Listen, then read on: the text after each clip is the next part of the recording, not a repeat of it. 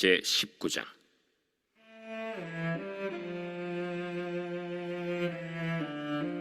어떤 사람이 요압에게 아뢰되 왕이 압살롬을 위하여 울며 슬퍼하시나이다. 왕이 그 아들을 위하여 슬퍼한다 함이 그날의 백성들에게 들리매 그날의 승리가 모든 백성에게 슬픔이 된지라. 그날의 백성들이 싸움에 쫓겨 부끄러워 도망함같이 가만히 성읍으로 들어가니라. 왕이 그의 얼굴을 가리고 큰 소리로 부르되 내 아들 압살롬아, 압살롬아, 내 아들아, 내 아들아! 요압이 집에 들어가서 왕께 말씀드리되 왕께서 오늘 왕의 생명과 왕의 자녀의 생명과 처첩과 비빈들의 생명을 구원한 모든 부하들의 얼굴을 부끄럽게 하시니 이는 왕께서 미워하는 자는 사랑하시며 사랑하는 자는 미워하시고 오늘 지휘관들과 부하들을 멸시하심을 나타내심이라. 오늘 내가 깨달으니 만일 압살롬이 살고 오늘 우리가 다 죽었다면 왕이 마땅히 여기실 뻔하였나이다. 이제 곧 일어나 나가 왕의 부하들의 마음을 위로하여 말씀하옵소서. 내가 여호와를 두고 맹세하옵나니 왕이 만일 나가지 아니하시면 오늘 밤에 한 사람도 왕과 함께 머물지 아니할지라. 그리하면 그 화가 왕이 젊었을 때부터 지금까지 당하신 모든 화보다 더욱 심하리이다. 왕이 일어나 성문에 앉음에 어떤 사람이 모든 백성에게 말하되 왕이 문에 앉아 계신다. 하니 모든 백성이 왕 앞으로 나오니라. 이스라엘은 이미 각기 장막으로 도망하였더라. 이스라엘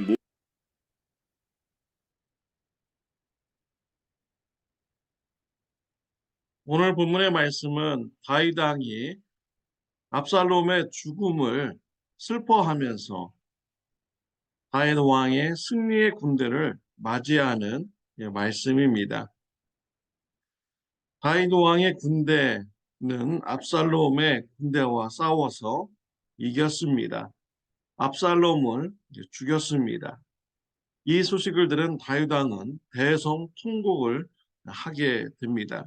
모든 성 안에 있는 사람들이 다 들을 수 있을 정도로 대성통곡을 하였습니다. 왕의 슬픔은 성 안에 있는 백성들의 슬픔이 되었습니다. 이 소식이 다윗 왕의 군대들에게 들리게 된 것입니다. 전쟁에서 승리한 군사들은 성으로 들어올 때 부끄러운 모습으로 가만히 조용히 성으로 들어오게 되었습니다. 다윗 왕이 처신을 잘못한 것입니다. 아들의 죽음의 슬픔에 쌓여서 다윗 왕의 군대들에게 사기를 저하시키는 이러한 일을 행한 것이죠. 개인적인 일과 공적인 일을 구분하지 못한 것입니다. 그날 밤에 요압 장군이 다윗 왕에게 찾아가서 바른 말을 합니다. 실제로 보면 이제 곧 일어나 나가 왕의 부하들의 마음을 위로하여 말씀하옵소서. 내가 여호와를 두고 맹세하옵나니 왕이 만일 나가지 아니하시면 오늘 밤에 한 사람도 왕과 함께 머물지 아니할지라 라고 했습니다. 지금 나가서 병사들을 위로하지 않는다면 오늘 밤에 한 사람도 왕의 곁에 남아있지 않게 될 것입니다 라고 정직한 말을 한 것입니다. 다윗 왕의 군사들은 목숨을 걸고 전쟁터에 나간 것입니다. 다윗 왕을 위해서 싸운 것입니다. 자신의 목숨을 걸고 다윗 왕을 위해서 싸웠는데 그들을 부끄러운 모습으로 들어오게 했으니 다윗 왕의 군사들이 무슨 마음을 품겠습니까? 더 이상 다윗 왕을 위해서 목숨 걸고 싸우고 싶은 마음이 없어지게 되는 것이죠. 요압 장군의 충언을 들은 다윗 왕은 개인의 감정을 추스리고 성문으로 나가서 앉아있게 됩니다. 이스라엘 병사들의 다윗 왕의 군사들의 마음을 위로하는 일을 감당하였습니다. 우리는 다윗 왕이 저지른 이런 실수를 우리가 범하지 말아야겠습니다. 개인적인 일과 공적인 일을 잘 분별해야겠습니다. 개인적인 일로 공적인 일을 망치는 일이 없어야겠습니다. 개인적인 이익 때문에 하나님의 나라와 공의와 사랑을 저버리는 일을 우리는 하지 말아야 되는 것입니다. 우리 예수님을 보십시오. 예수님은 십자가의 구원의 사역을 앞두고 겟세마네 동산에 가서 기도하셨습니다. 예수님의 개인적인 마음은 어떻게 하면 십자가의 사역을 피할 수 있을까? 하나님께 기도를 드린 것입니다. 십자가의 사역은 너무나 힘든 일입니다. 하나님으로부터 죄의 심판을 받고 모든 인류의 죄를 대신 심판받아야 됩니다. 하나님으로부터 철저하게 외면을 당해야 되는 그런 십자가의 심판의 장소인 것이죠. 예수님은 그 장소가 싫었습니다. 피하고 싶었습니다. 하나님께 나가서 기도를 드린 것입니다. 기도할 때 하나님께서 힘 주셨습니다. 예수님은 하나님의 뜻대로 되기를 원합니다. 라는 기도로 마치게 되었고요. 자기를 붙잡으러 오는 사람들을 담대한 모습으로 맞이하게 됩니다. 십자가의 고난의 자리에서 예수님은 하나님의 은혜를 간구했죠. 자기를 조롱하고 멸시하는 자들을 향하여서 용서해달라고 하나님께 은혜를 구하는 기도를 드렸습니다. 십자가에서 원망하지 않고 불평하지 않은 어린 양과 같이 잠잠하게 모든 고난을 다 감당하셨습니다. 하나님께서는 예수님의 어깨 위에 우리의 모든 죄를 그의 심판을 쏟아 부으셨습니다. 예수님은 십자가에서 죽으셨습니다. 3일 만에 부활하셨습니다.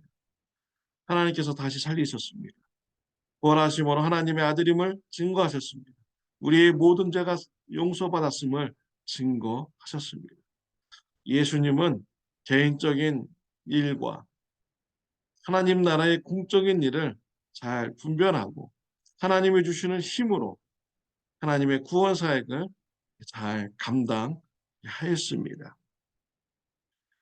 저와 여러분들이 본받아야 될 예수님의 모습인 것이죠. 개인적인 이익을 추구하다가 하나님의 나라의 공의를 불순종하고 하나님의 사랑을 비추지 못하는 이러한 삶이 되지 말아야겠습니다. 구약 시대에 보면 사울 왕이 있습니다. 사울 왕이 다윗을 죽이려고 했습니다. 나중에 자신의 아들 요나단에게 말하죠. 다윗이 죽어야 네가 나를 이어서 이스라엘의 왕이 될 수 있다라고 사울 왕은 아들 요나단에게 말하였습니다.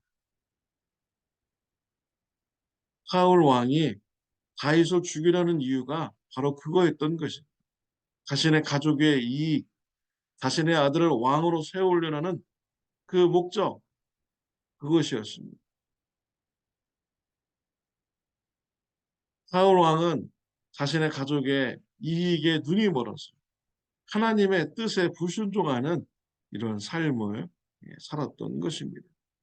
매우 불행한 삶을 살게 된 것이죠. 예수님 시대 때 대제사장은 로마 정부에 돈을 주고 대제사장직을 샀습니다.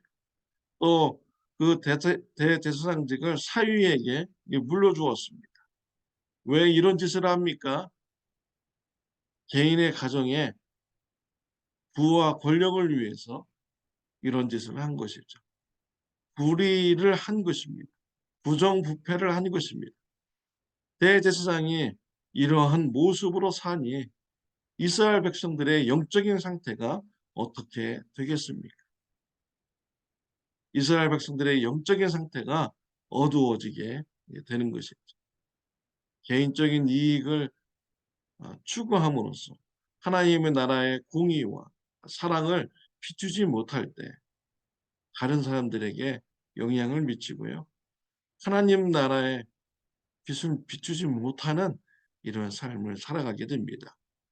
저와 여러분들이 예수님을 닮아서 개인적인 이런 희생이 있더라도 하나님 나라와 의를 위하여서 살아가는 저와 여러분들이 다 되시기를 바랍니다.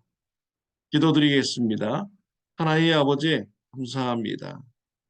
다윗 왕은 아들의 죽음을 슬퍼함으로써 자신을 위해서 목숨을 걸고 싸운 군사들을 부끄럽게 만들었습니다.